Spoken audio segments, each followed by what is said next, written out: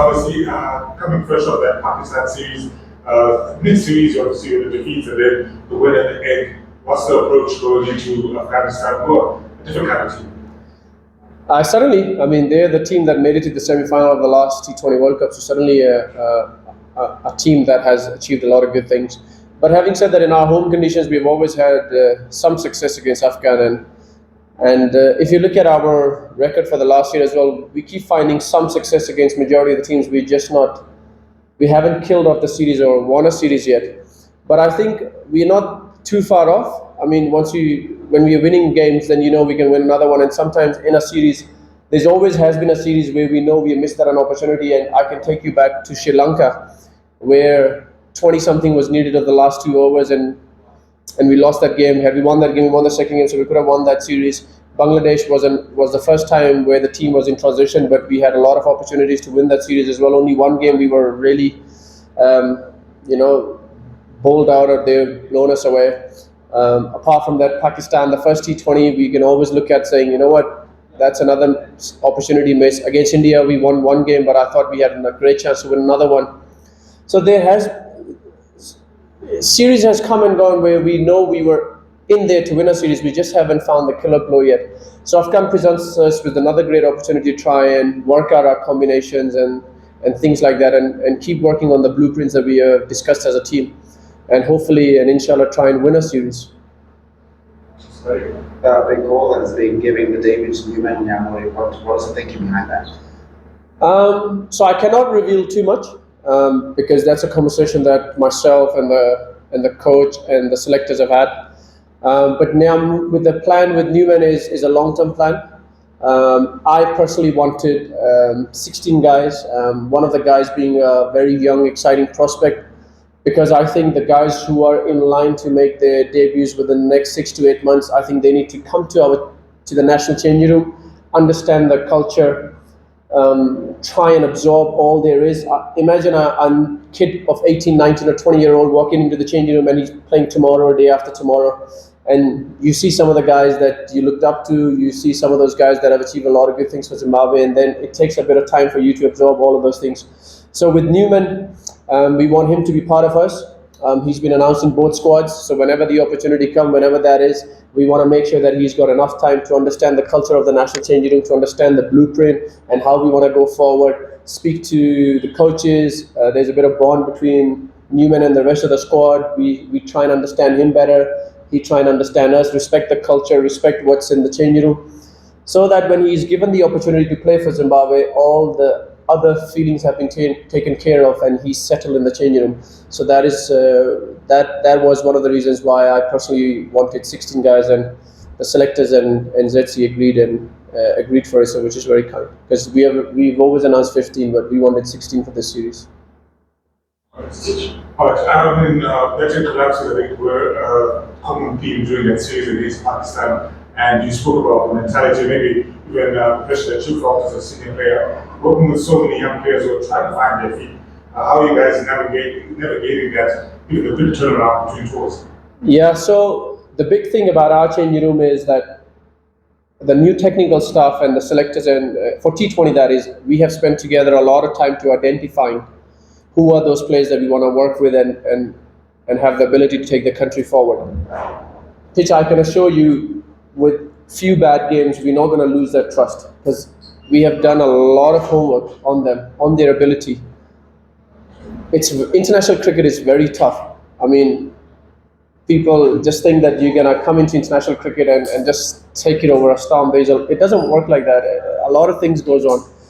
While the players are still finding their feet and form and finding their own identity as cricketers as well, and settling into the changing room, a little bit of patience and faith is required. And even with this squad, while we haven't won the last 4 T20I series, and minus the qualifiers, I know that, but we have won games and we have gone closer to winning series. These are good signs, but unfortunately, people only look at the end result. The journey to help one youngster to become a good international cricketer isn't just a blink of an eye or a click of a finger.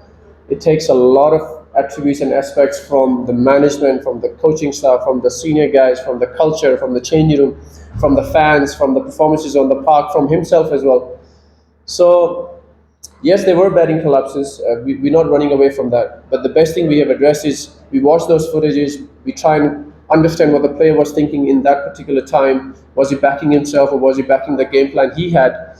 And then try and give them confidence and reassurities. And the one way to give players reassurities is through selection. So you will see that some of the guys who may not have performed in the last three T20s, but three T20s against Pakistan in Bulawayo, I'll give you a good stat. Not one T20 I-50 was scored in Bulawayo.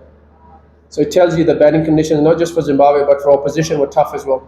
But people do not look at those things. If I'm not mistaken, I think in three T20s, only 8 sixes were hit. So these are the stats people don't look at. So it tells you the bowling on those surfaces was a lot easier, or bowlers had a lot more success than the batters. I'm not justifying the collapses we had, Titch, but these are the stats that tell you which direction the whole T20I series has moved. So Harare offers slightly more pace, slightly more bounce. It has been a high scoring ground for Zimbabwe as well. So I'm very hopeful there'll be less collapses and more runs now, inshallah. Sorry. You touched on it a bit, but there might be a bit of stage fright for some of these youngsters, especially when they're looking at batting against a person like Rashid Khan and so forth. Some of the players you've played alongside and also played against. What do you say to these youngsters? Because it's easy to say play the ball, don't play the map, but it's a completely different thing when you're out there. I agree, Larry. So I'll answer it in two parts. The only way to learn is for guys to go out there and face him, or face not just him, every other guy that you haven't faced before. If he doesn't do well, he will at least have some sort of lessons to learn, and we keep backing him. You bring a new guy in place of the guy who's had that experience, and he's going to face Rashidat again, and he's going to have to start from scratch again. So how many scratchy starts you want to give it to the guys? Surely you want to develop and be patient. So that's one aspect of Jan. Second is, I personally, because I've faced Rashid quite a lot, we've been teammates, we've played against each other, so whatever info I had, or I have of him, I've shared it with my teammates. I always believe, apart from skills, knowledge is power. If you have knowledge about the opposition, if you have knowledge about the tricks they have, then it helps you to perform. So what I know of these guys, I have shared with them. Hopefully they are settled. Hopefully when he does what we have shared in the changing room, they'll be a lot more settled, because it's nothing new. It's something that we have discussed as a team. Okay. All right, thank you, gentlemen. Okay, last one, Larry. So one of the things that will come up again, and I don't know, you speak about giving players a chance, but some people have pointed out things and say, that some of the bowlers, some of them mentioned something like Gwandu having a bit of struggle, had a long period out there. They've also mentioned, other players who struggle with the bat. You quite rightly say that a lot of people struggle with that. But what is the thinking there? Because some players domestically will say, look, I'm making runs domestically, but I'm not getting a look at it. So I'll also answer that in two parts, Larry. Is this sort of a conversation that is happening on social media? Is that a social media conversation? Yes. So that's where that's fine. No, that's fine. And the thing is, I am not too active on social media, but this being a press conference, not a social media, Facebook or Twitter live, so I'm not sure how best can I answer. But in respect of you, and for the people on social media who have asked you to ask this question, I will reply. Otherwise, normally I want to leave social media chat to social media, but because I know you, Larry, and in respect of our fans, I'll reply. Gwandu, we got Gwandu in against Ireland. He played one game. He had a tough game, but that was his debut, and then we binned him for a little bit. The country is searching for the third and fourth seamer, and we have identified Gwandu, and then we got Gwandu back in the side for qualifiers. People says qualifiers, we shouldn't have been there, and I agree with them, but we were there, and he did well. Bulawayo, if you look at it, even from Pakistan, their seamers did not take many wickets. And Gwandu is no different or blessing, because it was tough conditions for our seamers and for their seamers. Spinners did most of the damage, whether it was with the economy or with the wickets. And that's for both countries. You are trying to judge Gwandu on a wicket that suited spinners. And I don't see that way, the coaches don't see that way. He will learn to bowl on those slower wickets as he plays. Gwandu also had half decent stats, and then he was identified by the coaches and the selectors, and the coaches have agreed to help him because he has something that social media do not see. So we're gonna trust the people that we have signed and are on ZC's payroll to do a job because we trust them. You cannot tell me people have more knowledge than Langerfeldt on social media. If Langus has identified him, then Langus has the backing of the board, myself as a captain, and Justin as a head coach.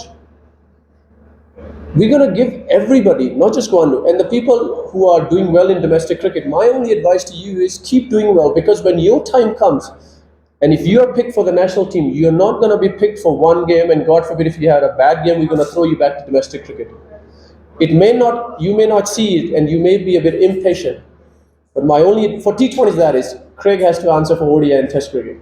For T20s, keep doing, if you're doing well, keep going forward, so that when you are picked, which you will be, when you come here, it is not just an in and out pathway for you.